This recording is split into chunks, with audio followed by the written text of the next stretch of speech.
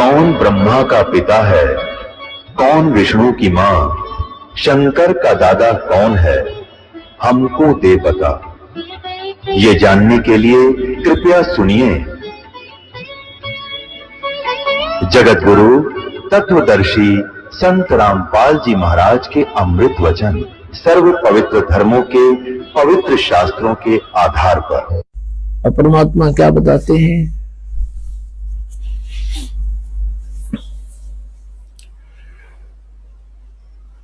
देखो रे लोगों, भूले भुलैया का तमाशा, देखो रे लोगों, भूले भुलैया का तमाशा।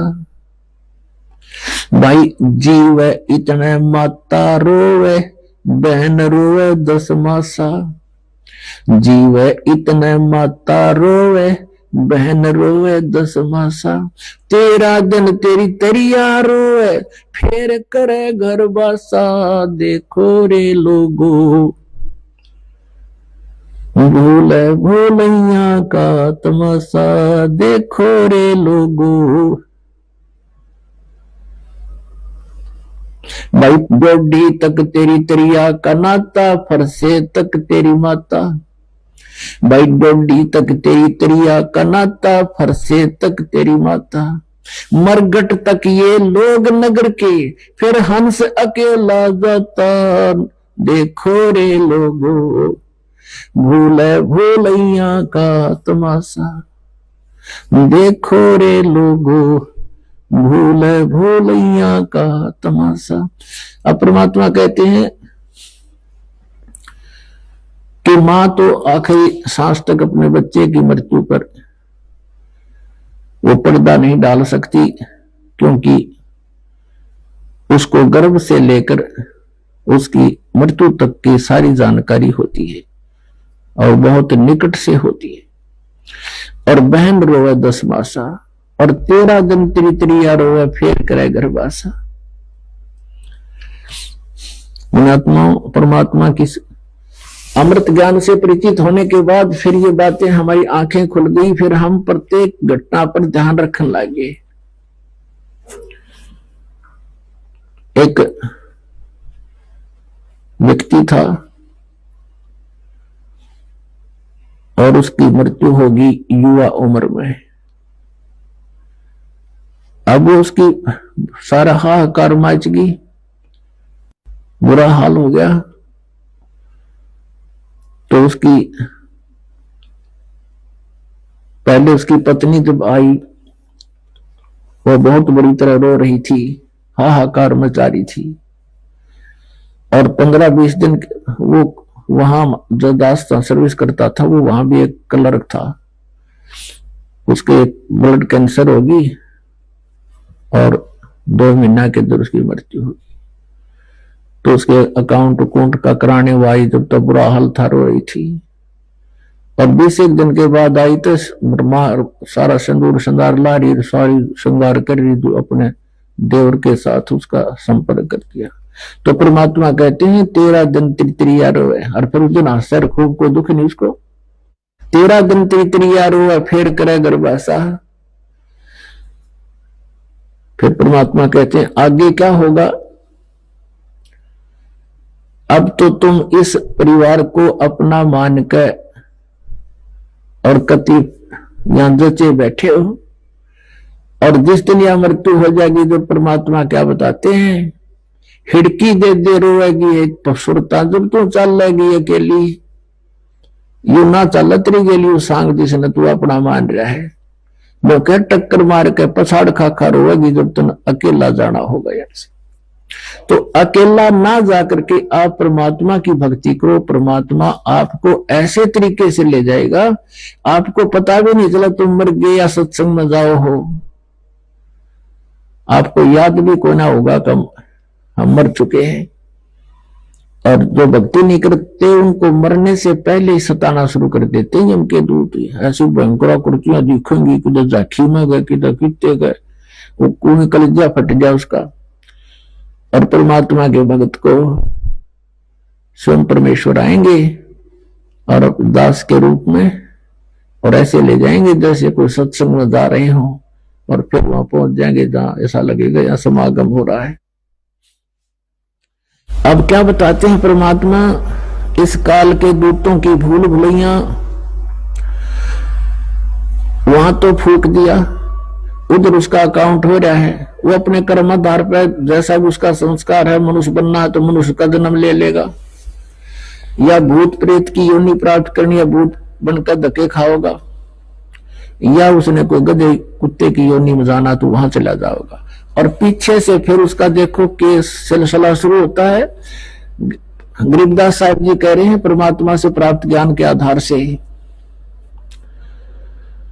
कि पुराण उठाकर पंडित आए और पीछे गरुड़ पढ़ाई।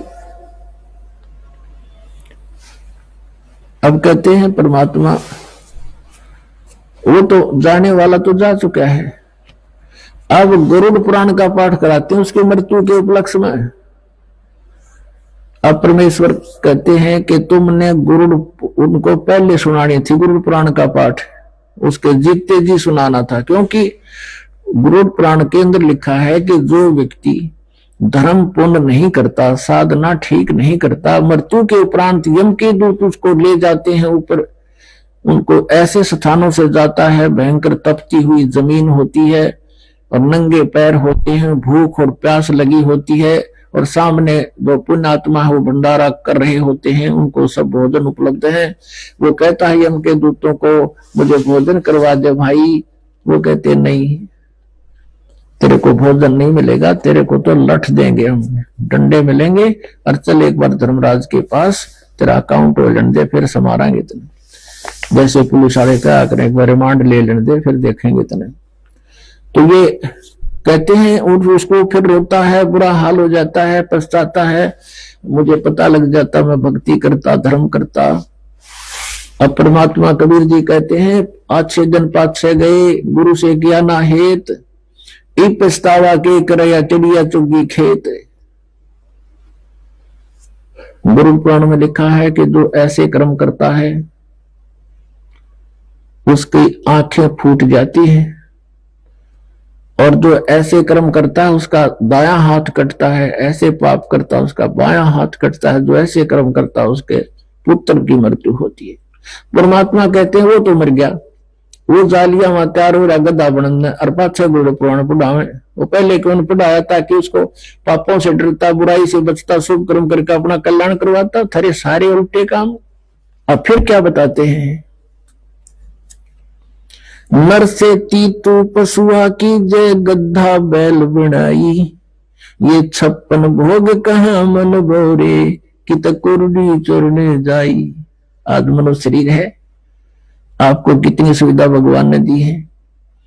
आप भूख लगती है, भोजन का 2 टाइम एक अच्छे भोजन को प्राप्त कर लेते हो, व्यवस्था कर लेते हो, और कभी चाय नजी करा चाय पी ली, मिठाई ने दिल करा लड्डू खा लिए। अब तो सब कुछ कर सकते हो, लेकिन भक्ति भी कर सकते हो, सच साधना भी कर सकते हो, इसके ना करने से। कहते 56 भोग कहाँ मन बोरे, कि तो कुर्डी चढ़ने जाई। गधा बनेगा, कुर्डियां पर घास खाओगा फिर जा करके। और फिर क्या बताते हैं, इसके पश्चात क्या होगा। जैसे पुण्यात्मा भगवान के इस संदेश को आपने हृदय में जचाना पड़ेगा। परमात्मा कहते हैं ये बातें कहन सुनन की नहीं, ये कर पाड़न की है। ये नहीं कि हमने सुना दिया, तुमने कहा बहुत अच्छी बात लगी, हाँ ऐसा ही है, और इस पर असर किया नहीं, अमल किया नहीं, इसके अनुकूल चले नहीं, तो यूजलेस है सुनना और सुनाना भी। कहते ये बातें कहन सुनन की नहीं, ये कर पाड़न की है, ये करनी पड़ेंगी, तुमने इनको ध्यान रखा इसलिए बताई जाती है। कहते हैं नर से की तू पशुआ की जय गद्दा बैल बनाई। ओए होए, आज आपको कोई तकलीफ होती है, डॉक्टर के पास जाते हो, अपना दुख बताते हो, राहत प्राप्त हो जाती है, और फिर पशु पक्षी बन जाएंगे। परमात्मा कहते हैं जीव जाते हुआ बलि जो रटे हरि नाम, और नहीं तो काट के फेंक दियो ये मुख में बोलो नीचाम। वैसे तो जीवा बहुत काम की चीज है, बहुत सहयोग देती है भोजन में, खट्टा मीठा चाखण में, लेकिन फिर भी उस भक्ति ना करने से यूजलेस बताइए।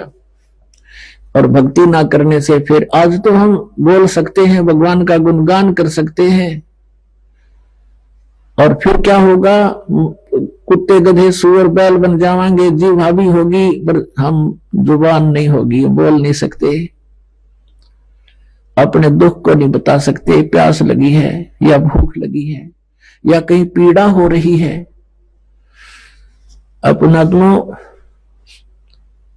आपका मनुष्य जीवन प्राप्त होने के बाद इन तीनों गुणों का इंजेक्शन एक एक लग जाता है, अर्थात ये त्रिगुणमयी माया को की भांग हम घनी पी लेते हैं, और ये ज्ञान जो भगवान का है ये असर कम करे है। जैसे किसी ने शराब पी रखी हो और उसको कोई बतावे कि तुम्हारे घर में ऐसी दुर्घटना होगी, वो न सुनता रहेगा, आंखें खोल गया, ना चल सके ना दुख पावे। तो ऐसे आज हमारी ऐसी स्थिति है, ऐसी घटनाएं हो रही हमारे साथ, और फिर भी हम दूसरों को हो रही हम ऐसे देख रहे होंगी भाई। तो हमने ये देखना चाहिए कि संत क्या बता रहे, इसका समाधान भी है। हमें डर लगना चाहिए, यदि हम होश में आ जाएंगे या भांग उतर जाएगी तो फिर होश में आवेंगे, जरा सी बात भी अंदर चुभेगी और सतर्क होंगे, और कई दिन तक हर बुराई से बचकर हम सीधा चलेंगे। इसलिए सत्संग सुनाया जाता है, कुछ दिनों में फिर भूल पड़नी शुरू हो जाती है, फिर सत्संग में आना चाहिए, फिर ताजा हो जाती है, बैटरी चार्ज हो जाती है, फिर कई दिन तक ये फ्रेश रहती है आत्मा। अपनी आत्मा इस दास का जन्म किसान परिवार में हुआ, और बैल के साथ जो बीतती है हम खूब परिचित है।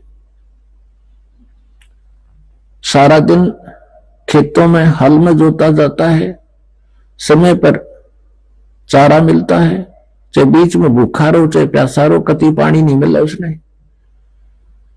और एक घटना ऐसी घटी थी जिसने आज भी हमारी आत्मा को झंझोड़ रखा है, डर लगता है बहुत गुना उन बातों को याद करके।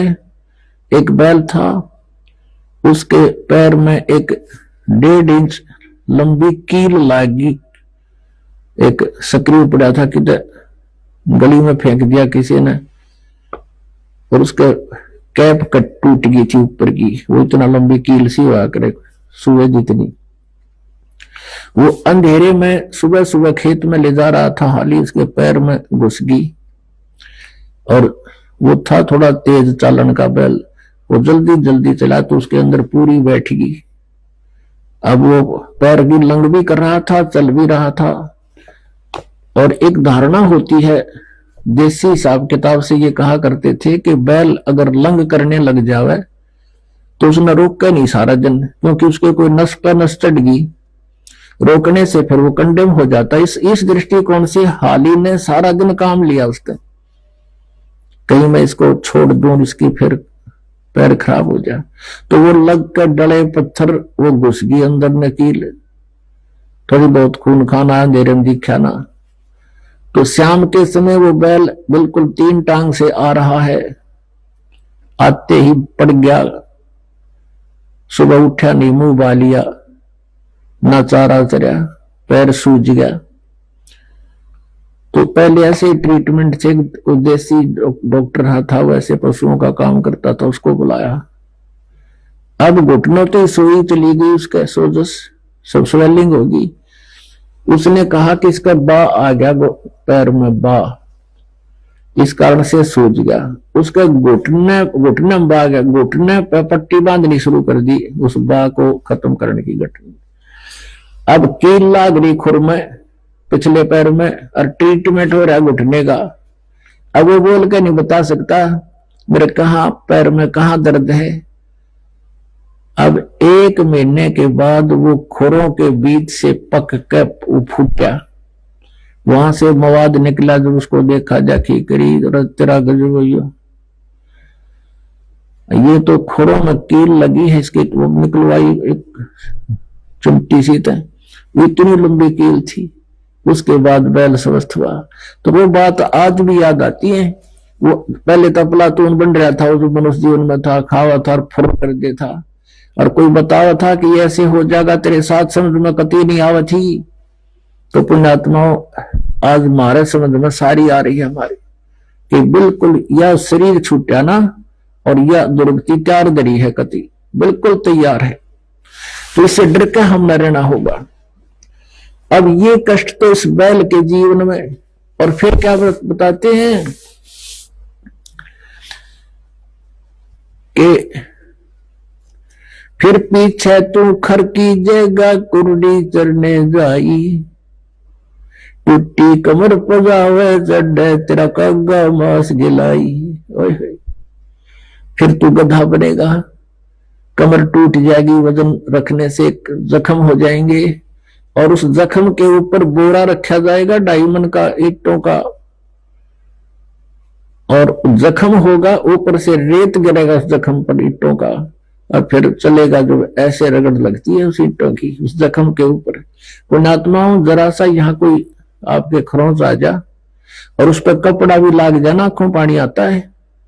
और उस समय उस प्लातून के जो टीटी पा गया था, पीवर लाओ था घोटी, और बर्बाद कर दिया मनुष्य जीवन, उसके न समझ में ना यह बात ऐसे बिगड़ेगी। अब गधा बन गया, ऊपर से कमर टूट गई, उस पर ईंट रखी है, ईंट चलते हुए ईंट ऐसे हिलती है, हिलते हुए उसको कति खुरच देती है। शाम के समय उसको कुमार मार देता, लठ के बाहर जाए तू, अब तेरी रसोई भी बाहर बनेगी। बाहर कोड़ियों तो अपना पेट भरता है, काम करता है कुमार के, और वहां कौवे आ जाते हैं उसकी कमर पर बैठ के उसकी चोंच मार मार कर टूटी हुई कमर को खाते हैं। ये कहर टूटता अपने ऊपर है, ये भगवान बताते हैं, लेकिन हम आज नहीं समझ पाते हैं। और फिर क्या समझेंगे? तो किसी को आप बताना चाहते हो, जैसे आपने ज्ञान हुआ आप तो लग गए लाइन पे, आप अपने मित्र को उसके हमदर्द बनकर बताने की चेष्टा करते हो तो वो अज्ञानता बस कहता है तुम बताओगे बिना भक्ति के गधे बनेंगे, कुत्ते बनेंगे, गधा बन जाएगा। तो वो कहता किसने देखा है, देखी जाएगी। अब किसने देखा है और देखी जाएगी, गधा बने पास आप क्या देखोगे? तो कुमार देखेगा, फिर डायमंड का बोरा होगा कमर पर, लठ मारेगा टांगा पे। आपने देखना तीब देखो, करो भक्ति, ले भगवान का नाम, बुराई त्याग दो और अपना सफल करो इस मनुष्य जीवन को। अब फिर यूं के किसने देखा है?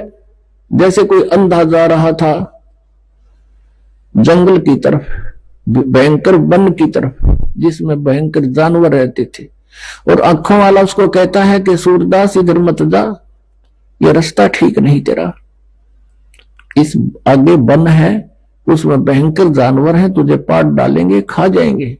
और वो अंधा यूं के देखी जाएगी किसने देखा है? अरे जिसने देखा वो बता रहा है कि इधर गलत रास्ता है तेरा। अब वो अंधा आंखें वाले की तरह मानना नहीं, और आप उसने दिखता नहीं तो मेरे कुएं में पड़कर फिर जा, देखना क्या होगा। तो ये संत थे, आंखें वाले थे, हम अंधे हैं। इन आंखों वालों ने देखा और बताया है कि ऐसा मत करो, ऐसा होगा। गरीबदास सौगंध साहेब की जम देगा बहुत तरासा, वो कसम खाकर कहते हैं कि भगवान की कसम तेरी बहुत दुर्गति हो जाएगी, तो बुराई छोड़ दे, ये सत भक्ति कर ले। फिर क्या बताते हैं? प्रेत सला पैजा बिराजे पितरों पिंड भराई, बहुर श्राद्ध खान को आए काग भये कल माही। अब देखो इनके काम। अब ये जैसे अंतिम संस्कार करते हैं, जब भी लटोटर करेंगे पंडित जी, और फिर 13वीं कराते हैं कि इसलिए फिर वो उनके अस्थियां उठा करके ले जाते हैं गंगा में डालने के लिए, किस लिए? किसकी गति करानी है तेरे पिताजी की, वह गति होगी। अच्छा भाई ठीक है। फिर 13वीं करेंगे किस लिए? किसी गति हो जाएगी, वह 13वीं भी कर दी। फिर महीना, पहले तो बुंडा सांग था, फिर महीना करा करते, फिर प्रत्येक महीने में, और फिर 6 माही, फिर 1 वर्ष के बाद, और फिर कहते इसके श्राद्ध निकालो। अब 13वीं में गति करा दी, अस्थि ठुआई तब गति करावे थे, 13वीं कराई जो करी वो हुआ भी गति के लिए, और फिर 6 माही वर्षों दी की वो भी गति के लिए, और फिर श्राद्ध शुरू कर दिए गति के लिए, पिंड भरवाए वो भी गति के लिए। अब परमात्मा कहते हैं रे भोली सी दुनिया सतगुरु बिन कैसे सरिया, रे भोली सी दुनिया सतगुरु बिन कैसे सरिया। अपने लला के बाल उतरवावे देखो कैंची ना लग गईया, अपने लला के बाल उतरवावे देख कैंची ना लग गईया। एक बकरी का बच्चा लेके उसका गला कटैया, रे भोली सी दुनिया सतगुरु बिन कैसे सरिया। अब क्या करते हैं ये भ्रमित किए हुए इन अज्ञानी नीम हकीम गुरुओं के द्वारा क्या धारणा बना रखी है कि अपने बच्चे के प्रथम बाल किसी इष्ट धाम पर जाकर कटवाओ, वहां चढ़ा दो उसके मंदिर में।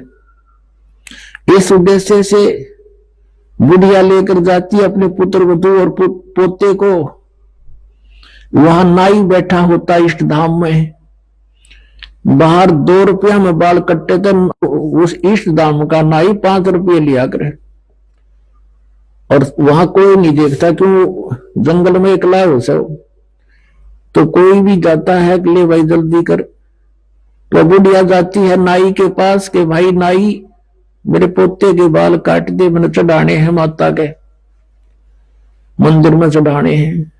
अब वो काटने लगता है तो उन्होंने कहे भाई मोटे मोटे काट दे जल्दी सीधे, बहुत जल्दी है। वो कीता कीता मार कर कैंची उसको दे देता, इतने बाल बुढ़िया लेकर उन बालों को मंदिर में चढ़ाती है, इष्ट धाम को सौंप देती है पूजा के लिए, और उधर पुजारी बैठा होता है, उसके उठाकर उन बालों में एक बोरी में भरता रहता है शाम तक, और सांझ ने उसने उन कुर्डिया पे फेंका हुआ, और कौन सा बैंक में जमा करा होगा उनने, उसने भी कुर्डिया पे फेंकने हुए।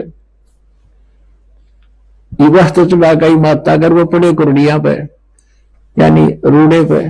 तो कहने का भाव ये परमात्मा का कि न क्यों समस्या पैदा करो, क्यों अपना समय व्यर्थ करो, इन कित्ता काट के कहीं डाल दो, आने कुर्डिया पे है ये। फिर क्या बताते हैं परमात्मा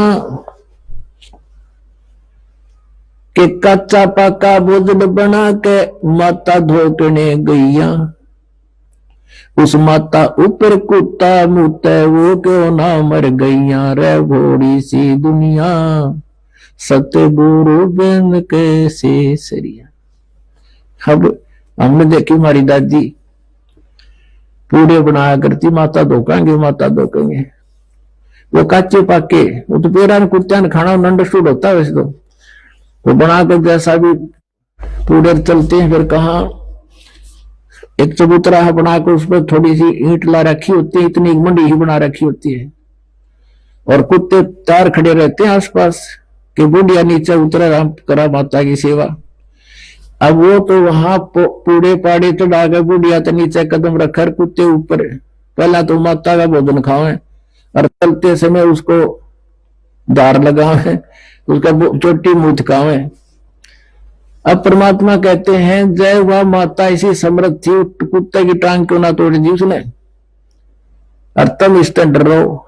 ये भगत आते हैं, ज्ञान तो उनको हो जाता है, अगल साधना है, नाम भी ले लेते, फिर भी डर रहे करे जिसने फोड़ दिया उस मंडी ने, और मैं कहा उसकी पूजा करेगा फेट ठा के किता है। अब उसमें डर लग गया कि दिया खा जा, तो कुत्ता बुत्ता या खा जाई तुमने, और आप पे 4 ईंट लाई आप पर डरो उनते, उन्हें मार बोगरे फेंको एक तरफ ठाके। एक बुजुर्ग सा था, वो घना दुखी हो रहा था, सारे धक्के खा लिए थे, कहीं रात मिली कोई ना, और किसी ने बनवा रखा था कि थारे पत्थर से दें तुमने, इसकी महल बना दो, वह खेता में बनवा रखी एक बड़ी सी।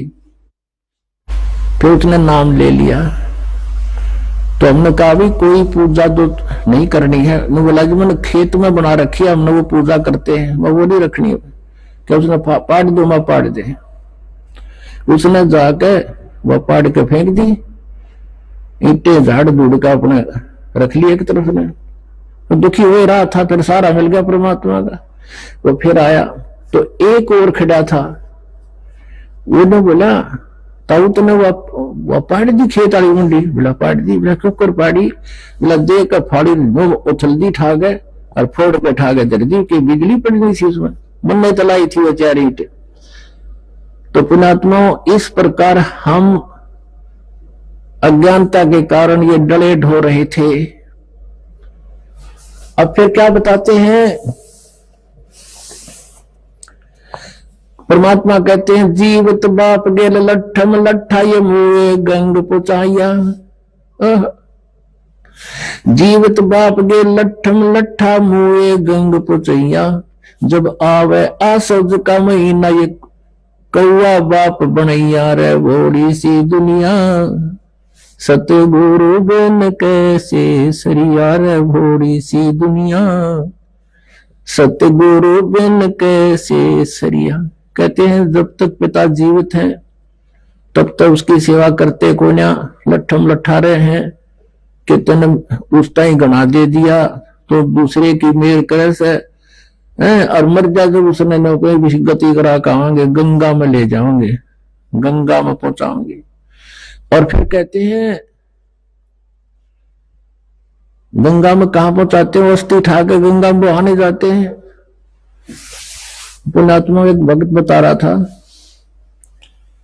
एक बहन किसी उसकी भगत की जो भगतमती का नाम ले रही थी और वो नाम नहीं ले रहा था कि मैं नाम ना लूं क्योंकि पिताजी की अस्थि उठा के और गंगा में ले जानी पड़ती है और आपके गुरुजी मना करते हैं।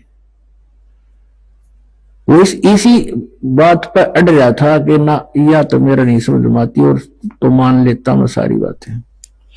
अब क्या होता, परमात्मा दया करते हैं, उसके ताऊ जी की मृत्यु होगी यानी दूसरे दादा के, और उसके साथ वो पहुंच गया गंगा घाट पे अस्थियां प्रवाह कराने, उसकी गति कराने के लिए। तो वहां जाते ही एक पांडे बैठे वहां पर, उनका क्षेत्र बट रहा है कि इस क्षेत्र के होंगे तो वो वो पांडे है उनका, उनको पता चला भी कहां से आए हो कहां से आए हो, पहले दूर तो पूछने लग जाते हैं वो। तो वो कहता है, वो कहने लगा मैं वहां से आया फलाने गांव से उस जिला से। तो वो कहता है जो तुम हमारे हो, हमारे वो दूसरे भाग्य है का जो वो बुला लिए। वो खोल कर भाई सी देखने लगे, वो बोले जजमान इबका तो बहुत दडमाए। उसका माथा ठनका रे दुश्मन तुम्हारी रोज मरण की बाट देखे है। तो ने बोला उस दिन मेरा पेटा भर गया, तो दुष्ट बैठे आ रहे, ये दिन बाट देखे कद मरण तोड़े आवा रही जल्दी आवे। उस दिन पीछे फिर उसने उपदेश भी ले लिया और सारा ज्ञान समझ माने पाछे फिर तो ये बालका के खेल दिखाई देते हैं, कोई ना खेले। अपने पिताजी को नाम दिलाओ और सतभक्ति कराओ और सतलोक जाओगा जरूर है, कोई ना नाडान की तो पड़े रही हो फिर कोई मतलब है कोई नहीं इनका। तो पुण्यात्मा परमात्मा क्या बताते हैं कि कहां से गति कराने लगे थे, फिर पिंड भरवा दिए, इसकी गति होगी, फिर न कोई पितर बन गया यो अब पितर बन गया, अब इसकी पूजा करो, श्राद्ध निकालो, श्राद्ध निकालने लगे। अब जब आसुज का महीना आता है उसमें 16 दिन पूजा करते हैं ये, अमावस्या से लेकर पूर्णमासी तक। और जिस तिथि को पिता की या किसी भी घर के सदस्य की डेथ हुई थी, जैसे 14 ने या छठ ने, तो उस आसुद के उन 16 दिना में तो छठ या जिस दिन मृत्यु होगा सेलेक्ट हो जाती है और उस दिन श्राद्ध निकालते हैं। और गुरुजी आते हैं, भोजन बनाते हैं और कहते हैं पहले भाई तेरे पिताजी को भोग लगाते हैं, छत पर रख देते हैं भोजन। और कौवा आता है, कौवे को भोग लगाना अनिवार्य है श्राद्धों में। और जब कौवा आ गया तो लोग कहेंगे देख ले भाई तेरे पिताजी ने भोग लग गया, हो सकता है तेरा पिताजी कौवा बन गया हो। अरे तेरा गजब हो। कहां से गति कराने लगे थे, कौआ बना के छोड़ दिया। अरे बोड़ी सी दुनिया गुरु बिन कैसे है सरिया। कहते जीवत बाप दे लठम लठा और मुंह गंग पोचैया, जब आवे आसुज का महीना ये कौआ बाप बनैया। अरे बोड़ी सी दुनिया। पुणात्माओं, आदरणीय गरीबदास साहिब जी जिनको गांव छुड़ाने जिला दज्जर के हरियाणा वाले, इनको परमात्मा मिले थे। परमात्मा ने इनको ये ज्ञान फीड कर दिया था इनके अंदर। इनका एक शिष्य था, गांव का ही किसान ही, ये भी किसान थे, और वो डेली आता था, बड़ा श्रद्धालु था, डेली आता था दर्शनार्थ। लेकिन एक दिन ना आया। गरीबदास साहिब जी ने पूछा कि बेटा बच्चा क्या बात है, कुशल तो है, आज पहुंचा नहीं तू, कल नहीं आया? तो कहता है जी कल मेरे पिताजी का श्राद्ध था इसलिए नहीं आ पाया। अच्छा भाई, और जी कल भी नहीं आन पाऊंगा, क्या कारण? कि कल मेरी मां का श्राद्ध से। बोला अच्छा भाई ठीक है। अब रोज ज्ञान दिया करते, सारी समझाया करते, काम हुए कि वह, क्योंकि लोक लाज और भूल भुलैया। अब परमात्मा ने गरीबदास साहिब जी ने क्या कहा, बेटा एक काम करना, कल जब तेरी माता जी का श्राद्ध तेरे पिताजी को यानी तो पंडित जी लगा लेना, भोग भाग तेरी माता जी ने छका ले, जब पूरी तृप्त कर ले, जब तू थोड़ा सा भोजन बाद में मेरे पास ले आइए, 2 आदमियों का। अच्छा जी ठीक है। अब उन्होंने सोचा गुरु जी कोई खाते होंगे, तो जब वो पंडित जी ने सारा काम कर लिया, उसके भोग भाग लगा दिया, कुछ वो कौवे जमा लिए, तब वो दो व्यक्तियों का भोजन लेकर के गरीबदास साहिब के पास आ गया। गरीबदास जी बोले वे तेरे माता पिता को छका दिया? उसने कहा जी, क्या था भोग लग गया। बोला अच्छा आ जाते। उसको ले गया खेत में, उन्हीं के खेतों में गरीबदास जी ले गए, कहा जा मेरे साथ साथ। उस आदमी व्यक्ति ने सोचा कि खेतों में कोई व्यक्ति होगा, उसके लिए भोजन ले जा रहे हैं गुरुजी। और उनके खेत में एक छोटा सा जलाशय था, जोड़ी थी, छोटा सा खेतों में होता, पशुओं को पानी पिलाने के लिए खोद लेते हैं, और उसके आसपास वो जड़े झाड़ बहुत घने उग जाते हैं ऑटोमेटिकली। उस झाड़ी से, उस जोहड़ से 1 किला दूरी पर, 200 फुट दूरी पर बैठ गए गरीबदास जी, और वहां से आवाज लगाई उसके माता पिता का नाम लेकर, जैसे रबरखा आजा भाई, उसकी पत्नी का भी नाम लेकर आ जाओ तुम दोनों, तेरा पुत्र रोटी लाया है, तुम्हारे लिए भोजन लाया है।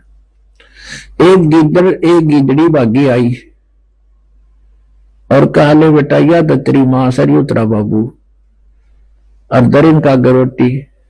और वो दोनों ने, वो तो लीला थी मालिक की, और दोनों लागे खाने ने। बोला तेरी मां छिकी तेरा बाबू, दोनों भूखे बैठे थे, तेरी मां छिकी नहीं, तेरा पिता छिका नहीं, और वो तुम मूर्ख बना रहा। ये है तेरे माता पिता। तब वो उस व्यक्ति की आवाज समझ में आ गई, गुरुदेव कति भूल लग रही है अपने तो यार, वो तो हमें मूर्ख बना रहा है। परमात्मा ने फिर उसको बहुत अच्छी तरह समझाया गरीबदास साहिब जी ने कि बेटा बात सुने, जब तेरे माता पिता जीवित थे उस समय दिन में 2-2 बार भोजन खाते थे, और 3-3 बार भी खाते थे, चाय पानी भी पिया करते थे। हाँ जी, अब वो अगर भोजन खाते हैं तो डेली खवाना चाहिए, श्राद्ध डेली करो उसका। 1 वर्ष में 1 दिन 1 बार भोजन करा देने से क्या वो तृप्त हो सकते हैं? फिर 364 दिन क्या खाएंगे वो? अब जवाब तो था नहीं, देखा लग रहे थे। गुरुजी बिल्कुल सही हो, आज के बाद कति नहीं करेंगे हम। उस दिन उसने बंद कर दी और संघर्ष किया समाज से। तो कहने का भाव ये है कि पुण्यात्माओं, ये कति मूर्ख बना रखा अपने को नीम हकीम गुरुओं ने, नकलियां ने अपने पेट भरने का धंधा खोल लिया। एक जीता उदाहरण बताता है ये दास, मेरे पूज्य गुरुदेव जी ब्राह्मण कुल में जन्म था उनका, और 16 वर्ष की आयु में उन्होंने क्या किया, वो हमारे एक कबीरपंथी संत मिल गए, ज्ञान सुनते रहे। 2-3 दिन वो गांव में रुका तो उनको प्रेरणा होगी। 16 वर्ष की आयु थी, खेतों में उनके किसान का काम करते थे वो उनके घर वाले, वो ब्राह्मणों के भी परंपरागत जो पंडित कहलाते, इनके भी वो खाऊ पंडित न्यारे हो, वो श्राद्ध काटनी है, ये नहीं है, ये तो वैसे वैदाली फीत है इनकी। तो वो पाली जाया करते थे, गायों की पशुओं की पाली जाते थे खेतों में। अब उनका कसूती प्रेरणा होगी जबरदस्त कि भाई तो कुछ भी सांग कोई ना, यू सौदा फिरना ही संतो, यू सौदा फिरना ही, ये लोहे के साथ हो जाता है काया देश रही। मनुष्य जीवन का एकमात्र उद्देश्य ये है कल्याण हो, पीछा छूटे। उनका यह बात घर कर गई। अब उन्होंने सोचा कि यदि मैं ऐसे जाऊंगा तो पीछे पीछे फेरा लेंगे, मेरे वहां शर्मा दर्द करेंगे गुरु जी के पास। उन्होंने एक स्कीम बनाई।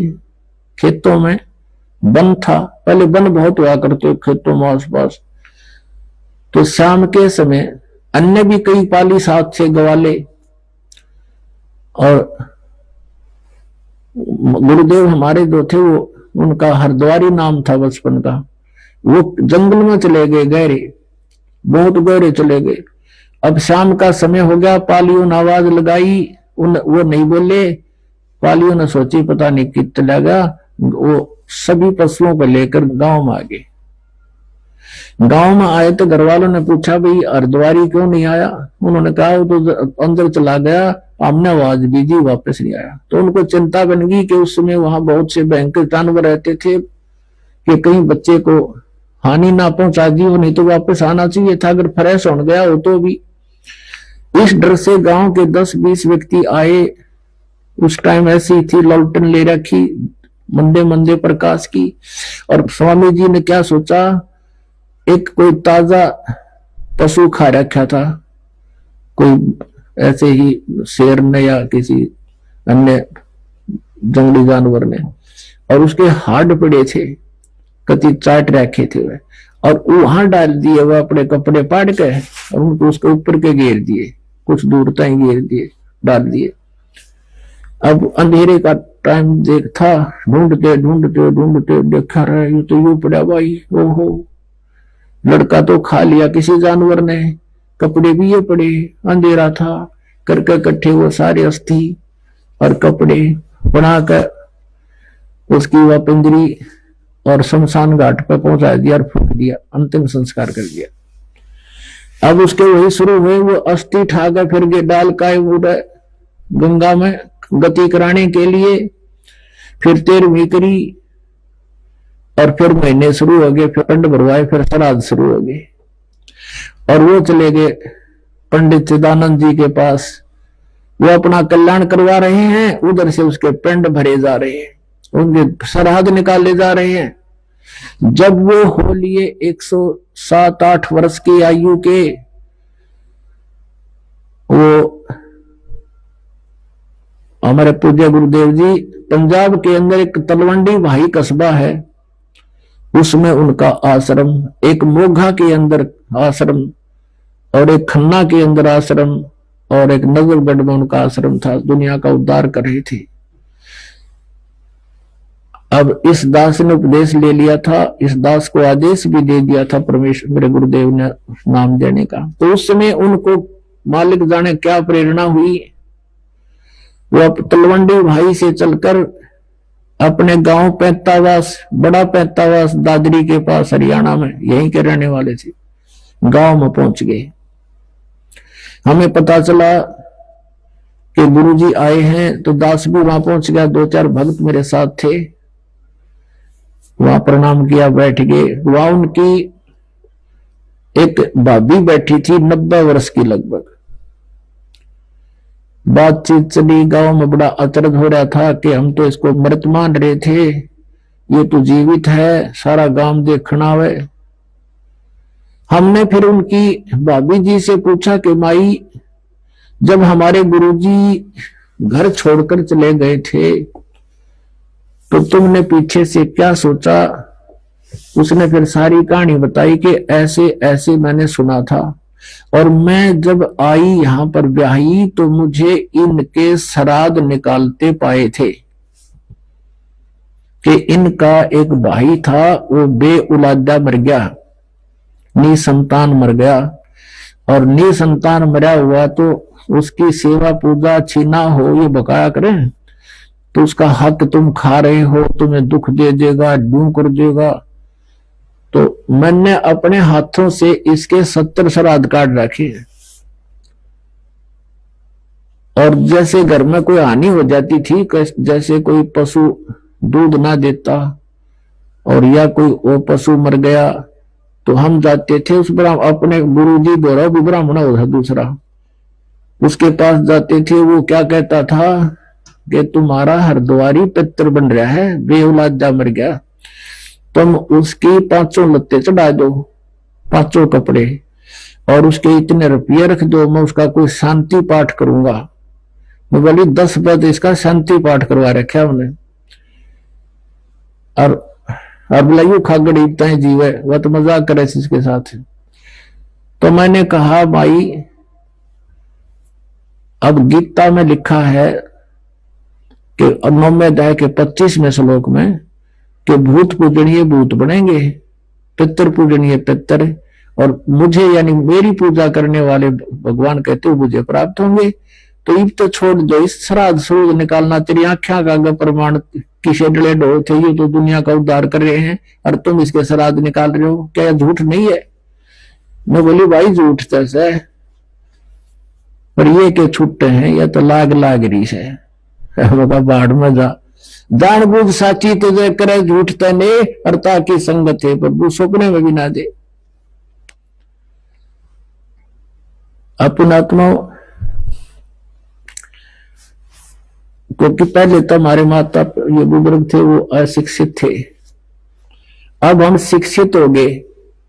अब हम अपने उन सदग्रंथों को स्वयं देख सकते हैं जिसकी 8 महीनों क्या करते उस पुराण में ये लिखा है, उस पुराण में ये लिखा है, उसने अपने पितृ के श्राद्ध करे, उसने ऐसा श्राद्ध किया। अब उन्हीं पुराणों में आपको दिखाते हैं सच्चाई क्या है। ये मार्कंडेय पुराण, एक रुचि नाम का पंडित था, ब्राह्मण था, और उसने वेदों को समझा पढ़ा कि अभी मनुष्य जीवन केवल परमात्मा प्राप्ति के लिए ही होता है। इस उद्देश्य से उसने ना ब्याह करवाया और ना कोई घर बनाया, भक्ति करने लग गया, अपना जंगल में रहता था, ना कोई झोपड़ी बना रखी थी, अपना फल आहार करता था, भक्ति कर रहा था। तो जब वो 40 साल का हो गया, 40 वर्ष का, उसके पिछले 4 पितर दिखाई दिए, पिताजी, दादाजी, दादाजी का पिताजी, फिर पर पिताजी, चारों भूत बन रहे हो पंडित जी। उन्होंने दिखाई, उनको दर्शन दिए आकाश में और कहा बेटा तूने ब्याह क्यों नहीं कराया, ब्याह करा कर हमारे श्राद्ध निकाल, ये बड़ा अच्छा कर्म है, श्राद्ध निकालने चाहिए, गृहस्थी का तो बहुत बड़ा धर्म से है, अतिथियों की सेवा करे, पितरों की सेवा करे, बड़ा पुण्य होता है, पुण्य में लोक प्राप्त होते हैं। अब वो वेदों के अनुसार बात कर रहा था, तो रुचि ऋषि ने कहा पितामहो, वेदों के अंदर तो इस कर्म कांड को, ये श्राद्ध सूद निकालना अविद्या का है, मूर्खों की साधना। और वो ब्राह्मण थे, वो भी पंडित थे, और वो भी कह रहे हैं कि हाँ बेटा है, तो ये अविद्या, वेद में तो ऐसा ही लिखा है। और फिर को नहीं बेटा ऐसा होता है, ऐसा होता है, ऐसा करना चाहिए, पितर न्यू दे देते हैं, पितर आप भूखे मरे के दे देंगे बता। अब क्या था कहने का भाव ये है कि आखिर में वो आपने कैसा बनवा दिया, भूत पुगना शुरू करवा दिया, भूता वो बनेगा।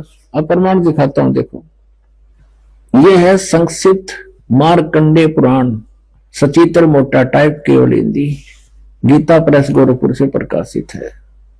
ये गीता प्रेस गोरखपुर से प्रकाशित है। इसके 243 पृष्ठ पर आपको दिखाता हूं। ये है संक्षिप्त मार्कंडेय पुराण, पृष्ठ 242 से शुरू करेंगे। 242 पे रज्य मुनि की उत्पत्ति, रज्य मुनि की उत्पत्ति कथा। मार्कंडे जी कहते हैं, ब्राह्मण पूर्व काल की बात है, प्रजापति रुचि ममता और अहंकार से रहित इस पृथ्वी पर विचरते थे, घूमया करते। उन्हें किसी से भय नहीं था, वे बहुत कम सोते थे। उन्होंने न तो अग्नि की स्थापना की थी और न अपने लिए घर ही बना रखा था। वे एक बार भोजन करते और बिना आश्रम के रहते थे। उन्हें सब प्रकार की आसक्तियों से रहित एवं मुनिवर्ती में रहते देख कर उनके पितरों ने उनसे कहा। पितर बोला, बेटा, विवाह स्वर्ग और अपवर्ग का हेतु होने के कारण एक पुण्य कर्म है, उसे तुमने क्यों नहीं किया? इन्होंने तुमने ब्याह क्यों नहीं करवाया? हमारे श्राद्ध निकाल दो। अब गृहस्थ पुरुष समस्त देवताओं, पितरों, ऋषियों और अतिथियों की पूजा करके पुण्य में लोगों को प्राप्त करता है, और वह सभा के उच्चारण से देवताओं को और सवधा के उच्चारण से। अब जैसे उन्हें डले डो रखे थे हुए, फिर बताओ, पितरों का को तथा अन्न आदि बलि वैश्वदेव आदि से भूत आदि प्राणियों एवं अतिथियों को उनका भाग समर्पित करता है। बेटा, हम ऐसा मानते हैं, ये तो कहते हमारा मत है ऐसा, मानते हैं कि गृहस्थ आश्रम को स्वीकार न करने पर तुम्हें इस जीवन में क्लेश ही क्लेश उठाना पड़ेगा तथा मृत्यु के बाद भी तुम्हें दूसरे जन्म में भी क्लेश ही भोगने पड़ेंगे। रुचि ने कहा, पितृगण, अब देखो ये देखो, ये सारे भूत दिखाई दे रहे हैं, ये चारों भूत दिख गए ऊपर। रुचि उनसे बात कर रहा है। आइए अब हम उन श्रद्धालुओं के अनुभव जानते हैं जो जगत गुरु तत्वदर्शी संत रामपाल जी महाराज जी से दीक्षा प्राप्त कर चुके हैं तथा उनके द्वारा बताए गए भक्ति मार्ग पर चल रहे हैं। सर नमस्कार। नमस्कार जी। सर क्या नाम है आपका? लाल सिंह जी। लाल सिंह जी, कहाँ से आए हैं आप? मोड़ मंडी, जिला बठिंडा जी, पंजाब से जी। सर, संत रामपाल जी महाराज जी से नाम दीक्षा लेने से पहले आप क्या भक्ति साधना करते थे? घर पे देवी देवताओं की भक्ति करते थे, जैसे हमारे पंजाब में चल रही है मरेड़ कोटला वाला, लाला वाला, काली माता जी, इनके घर पे झाड़ फूस का काम करता था जी मैं सबसे। भाई मेरे इलाके में जी मेरे से बड़ा कोई तांत्रिक विद्या में जानता नहीं था जी, मैं नहीं जानता मेरे से बड़ा कोई होगा जी। मैं ये तांत्रिक विद्या काम करता था। दिल्ली से चले लोग मेरे पास आया करते थे जी, मुर्दे को जिंदा कर देता था जी, ये मैं काम करा करता था जी। सर, आप बता रहे हैं कि आप अपने एरिया के सबसे बड़े तांत्रिक रहे हैं, मुर्दे तक को आप जिंदा कर देते थे, तो फिर आपने संत रामपाल जी महाराज जी से नाम दीक्षा क्यों ली? वो ऐसे हुई जी, मेरी पत्नी की डेथ हो गई घर पे जी, कोई ऐसी स्थिति आई, मृत्यु सैया पे भाग गई जी। सारे रिश्तेदार आ गए सीगे जी, तो सारे रिश्तेदार बोलने लगे इसको तो जीवित करेगा, लोगों को बड़े बड़े काम करता है। मैं भी सोचा, हाँ, मैंने सारा झाड़ फूस कर लिया, सारा कुछ करके देख लिया, कोई विद्या कोई काम नहीं करी। फिर मैंने यहाँ काली माता के यहाँ चाकू मारा है जी कि माता इसको जीवित करते। उसने संकेत किया कि मैं लात बांह तोड़ सकती हूँ, थोड़ा बहुत लाभ दे सकती हूँ, इससे ज्यादा मैं नहीं दे सकती। फिर मैं क्या करूं, मेरे को वो पाए दस के जा तू। बोलती है इस पृथ्वी पे पूर्ण परमात्मा रामपाल जी महाराज आए हुए हैं, उनसे जाके नाम दीक्षा ले, फिर तेरा कल्याण होगा। मेरे पास बच्चा कुछ नहीं है। फिर मैंने क्या किया जी, रिश्तेदारों के पास फोन किया, किसी भक्त ने मेरे को फोन किया। मैं बोला जी रामपाल के बारे में जानता जाता हूँ, तो कैसे करूं?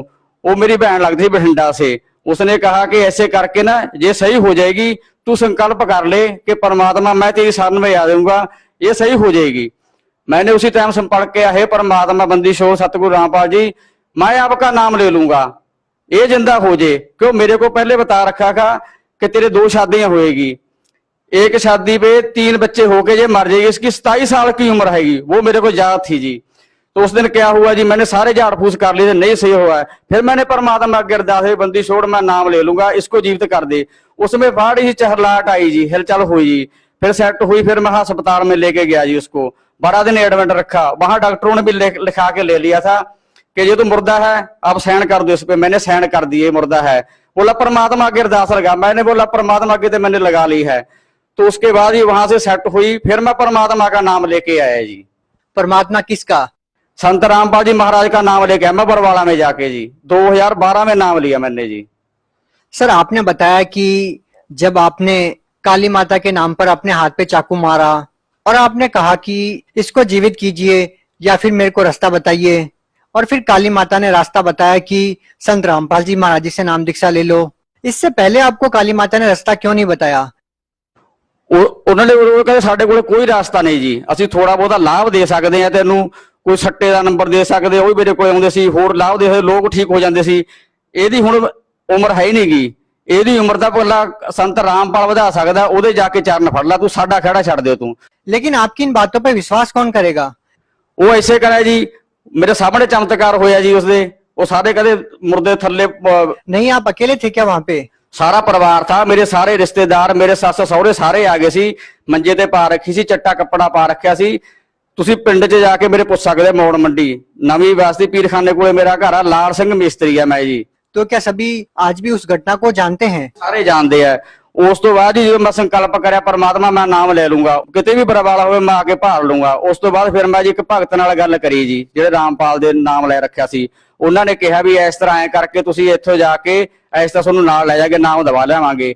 ਫਿਰ ਉਹ ਮੈਨੂੰ ਨਾਮ ਦਵਾ ਕੇ ਲੈ ਜੀ, ਫਿਰ ਮੇਰੇ ਘਰ ਦੀ ਸਥਿਤੀ ਠੀਕ ਹੋਈ ਜੀ।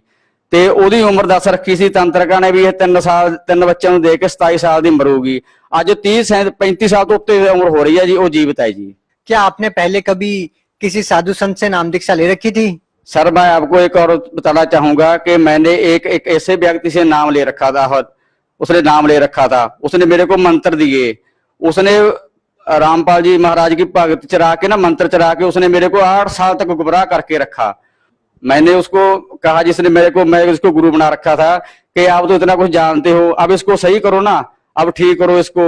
बोला इससे मैं नहीं कुछ कर सकता, इसको तो रामपाल जी महाराज ठीक कर सकते हैं। इसके बारे में उसने फिर मेरे से माफी मांगी। फिर मैं उसको आश्रम में लेके गया, आश्रम में लेके वो जा नहीं रहा था, मैं बोला साथ चल, फिर मेरे को लेके गया। तो फिर उसने मेरे को नाम दबाया, उसने वहां भी माफी मांगी गुरु जी से कि मैंने इसको बच्चे को गुमराह करके रखा। फिर मैं तो वहां से नाम लेके आया जी। उसके बाद फिर मेरे को और भी श्रद्धा बढ़ गई। जब मेरी जनानी वहां से आके जीवित हुई, सही होगी, आज भी जाके पूछ सकते। उसके बाद फिर मेरा मकान गिर गया जी, 6 फुट डूंगा था। उसके बाद परमात्मा ऐसी दया करी, वो मकान पवा दिया। उसके बाद बारिश बढ़ गई सी 4 फुट डूंगी, बेड टूट गया, पक्खा सड़ गया, कूलर सड़ गया, टीवी सड़ गया, सारा कुछ A to Z नवा आ रहा मेरे घर पे। अब परमात्मा ने इतना ऊंचा कर लिया, 27 फुट पे छत पे मेरी छत पड़ी है, उत्ते संत रामपाल जी महाराज जी का पोस्टर लगा हुआ है। हम नहीं पीछे हटे, ना पीछे हटेंगे, क्योंकि हमको पहले पता था ये होना है, ये तो वो तो हो गया। अब हमको कोई डरने की लोड़ नहीं है जी। सर, आप संत रामपाल जी महाराज जी से नाम दीक्षा लेने से पहले कोई नशा भी करते थे क्या? सर नशे की तो आपको मैं क्या बताऊं, इतना नशा करता था, बुक्की भी मैं खाता था जी, दारू भी पीता था। क्योंकि गाली माता गद्दी थी कि एक मुर्गी काट ली, एक बोतल मंगवा ली, और 4 मैं कैप्सूल खाता था लीले। इतनी लत पड़ गई थी बहुत ज्यादा। जो व्यक्ति मेरे को लेके गया था आश्रम में, उसने ये कहा था, मैं सुल्फा 1.5 तोला लेके गया था जब नाम लेने गया था। मैं बोला देख नाम ले लूंगा, ये नशा नहीं मैं छोड़ सकता। मेरे को पता नहीं था कि परमात्मा इतनी भी दया कर सकते हैं। मैं 1.5 तोला ले गया सुल्फे का, छत जाते जाते पीता गया जी। मैंने बाहर बस अड्डे में रख दिया। तो उसने ये कहा था, इतनी तो बड़ी बोतल दिलवाऊंगा संत रामपाल जी, अंदर से आएगी कोई बात नहीं, ये तेरे का मैं सर्टिफिकेट बना दूंगा दारू का, और नशे को तू करते रहना, भक्ति करते ना। जैसे मैं अंदर गया, परमात्मा से नाम दीक्षा सिर पे हाथ रखा, वो तो मेरे से पता ही नहीं चला कि कब मेरे लत छूट गई। 3 दिन में वहां परमात्मा की सत्संग में 3 दिन में रह के गया। बाद में मेरे को लोड नहीं पड़ी। और जितना मेरा पोटा पड़ा था घर पे, लीले कैप्सूल और बुक्की और दारू और बंडल, वो जैसे मैंने नाम लेके आया, मैं बाहर आके ना उसको पीना तो दूर, मैंने हाथ में नहीं लगाया, मैं डंडे से बाहर करके ना मिट्टी का तेल पाके फूका उनको घर पे आके। सर, अब आपको कितना समय हो गया नशा नहीं किया आपने? कितने साल से आपने नशा नहीं किया है? उसके आज मेरे को 8 साल हो चले है जी, मुझ को लोड़ ही नहीं पई करे। क्या सच बोल रहे हैं आप? हाँ जी। क्या आपके गांव वालों से पूछ सकते हैं? मैं मोड़ मंडी के अंदर मेरे गांव में आके पीरखाना, पीर बाबा का बहुत बड़ा, कोई भी आके भक्त पूछ सकता है, कोई भी जिसको शक हो तंत्र की विद्या करने वाले को। ये तो कुछ भी नहीं, जैसे मैं जानता था भगत जी अपने इससे धरती से सोना निकालना, ऐसे बंदे के साथ रहा, उसने धरती से भी सोना निकाल के दिया। मैं उस सुनार को बेच के भी आया, आज भी मेरे घर पे प्रूफ पड़ा। जब मैं साथ में लाना भूल गया जल्दी में, वो भी आपको दिखा सकते हैं, मेरे घर पे वो छड़ के। और वो जो जिसके साथ मैं लगा था, मेरा गुरु बना हुआ था पहले, मैं कहता उससे बड़ा कोई गुरु नहीं है पृथ्वी पे। वो क्या करता था, दारू की बोतल चाहिए मेरे को, गुरुजी पैसे तो है नहीं गए, कहता फोटो के आगे हाथ कर, फोटो के आगे हाथ करता, 100 का नोट ऊपर गिर जाता था और मैं दारू लेके आता था। इतने में देख के वो ही मेरे को लेके गया आदमी। वो कहाँ लेके गया? जिस व्यक्ति को मैं सबसे बड़ा गुरु मानता था, वो कह उसने माफी मांगी। उसने कहा, मैं उसको सब तो बड़ा गुरु मानता था, उसने कहा भी मेरे से बड़ा परमात्मा आप आया बैठा संत रामपाल जी है, उससे बड़ा कोई नहीं है। फिर मैं बोला तू मेरे को गुमराह करके रखा, उसी दिन बोल देता। बोला मेरी मजबूरी थी। फिर मेरे को वहां लेके गया। और एक बात और बताना चाहता भगत जी आपको, वो उसने नाम ले रखा था गुरु जी का, नाम लेके छोड़ के ना जो भक्ति बोध में अपने दिए हुए हैंगे सप्त सहस्र उजागर सतपुरुष मेरे सुख के सागर, इसके जो बाणी थी ना परमात्मा की, उसने मेरे को मुनि की कलाम में बड़ा दी थी। मेरे को नहीं पता था भी बाणी कौन सी काम कर रही हैगी। फिर उसने वहां जाके माफी मांगी, उसके मेरे को बना के रखे थे, उसने मंत्र बना के दे रखे थे। फिर मेरे को उसने सारी बात जाके आसन ने बताई कि मेरे को माफ कर दो भगत जी, मैं आपको ऐसे गुमराह करके रखा हूं, ये परमात्मा हुए, इनके चरण नहीं छोड़ना। उसके बाद फिर मैंने पूछे मुड़ के नहीं देखा दुनिया से जी। क्या आज भी आप तांत्रिक का काम करते हैं? जैसे कि आपने बताया कि एक पीर बाबा की दरगाह है जहाँ पे आप रहते हैं। नहीं, हुण नहीं मैं काम करता, हुण तो लोड़ ही नहीं पैंदी भगत जी, अब तो लोड़ ही नहीं पड़ी भगत जी उसके बाद न करने की। क्यों? एक बंदा 10 कैप्सूल के देता है, डॉक्टर एक 10 कैप्सूल देता है कि आपकी बीमारी ठीक हो जाएगी, 10 कैप्सूल खा लो, और कोई एक ही कैप्सूल दे दे वो भी राम नाम का, फिर हमको 9 खाने की क्या लोड़ है भगत जी, 10 खाने की।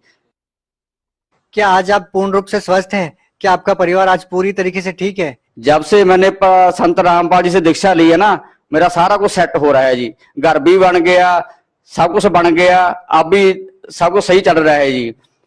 तो उसके बाद एक मैं अनुभव और बताना चाहता हूँ जी।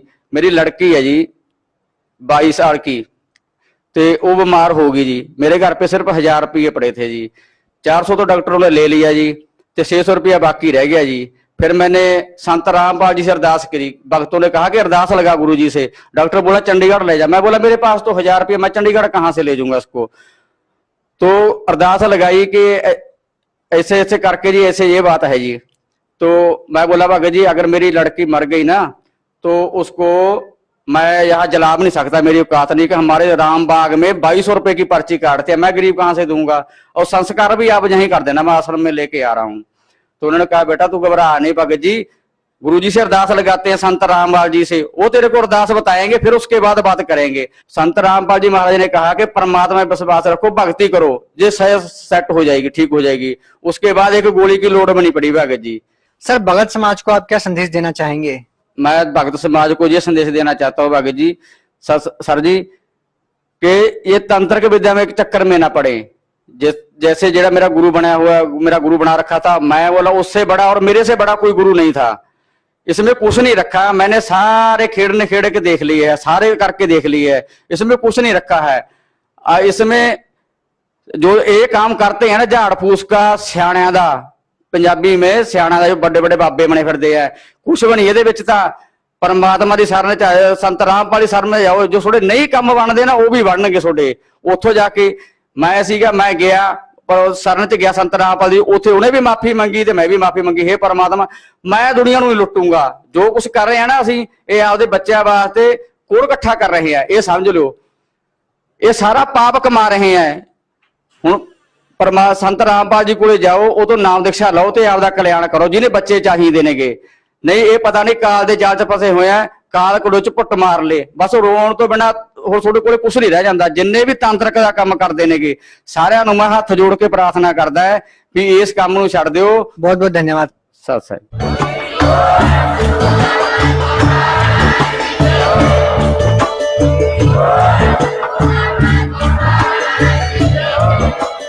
आप सुन रहे थे जगत गुरु तत्वदर्शी संत रामपाल जी महाराज जी के मंगल प्रवचन। अधिक जानकारी के लिए विजिट कीजिए हमारी वेबसाइट www.jagatgururampalji.org। संत रामपाल जी महाराज जी के शुभ आशीर्वाद से पूरे विश्व भर में 500 से भी ज्यादा नाम दीक्षा केंद्र हैं, जिन पर संत रामपाल जी महाराज जी द्वारा ऑनलाइन